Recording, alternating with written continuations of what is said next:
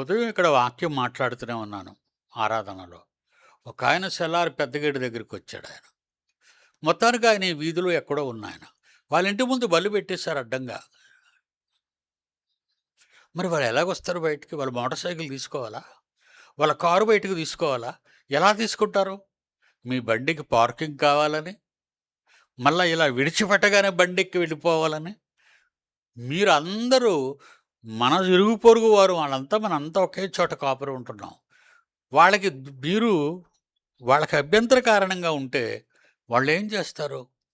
మా మధ్య నుంచి ఈ సంఘాన్ని తీసేయండి అని కంప్లైంట్ ఇస్తారు. కలెక్టర్‌కి ఇస్తారు, కమిషనర్‌కి ఇస్తారు. అప్పుడు మనం ఏమవుతాం? ఏమైపోతాం? కుక్కల్నే అరనివ్వం మేము.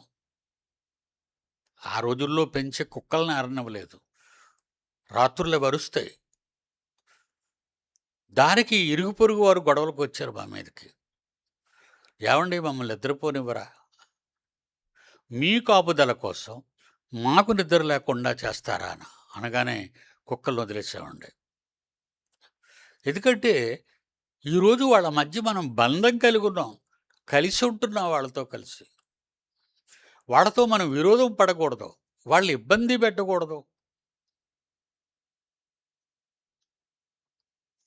కనుక క్రైస్తవులు చెడిపోతున్నారు, మనవాళ్ళు చెడిపోతున్నారు. ఇన్ని మాటలు విన్నా నువ్వు గబగబా వెళ్ళాలి, గేటు కట్టుగా బండి పెట్టి పార్క్ చేసి తాళం వేసుకొని జనాల్లో కలిసిపోతే ఆ బండి నెంబర్ ఏంటి, ఆ నెంబర్ కలిగిన వ్యక్తి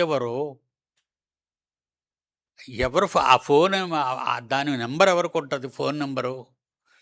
పాపం మన మధ్య మన పిల్లలందరూ వెళ్ళి పాపం ఏదో బ్రతిమాలుకుంటూ సర్ది చెప్పారు.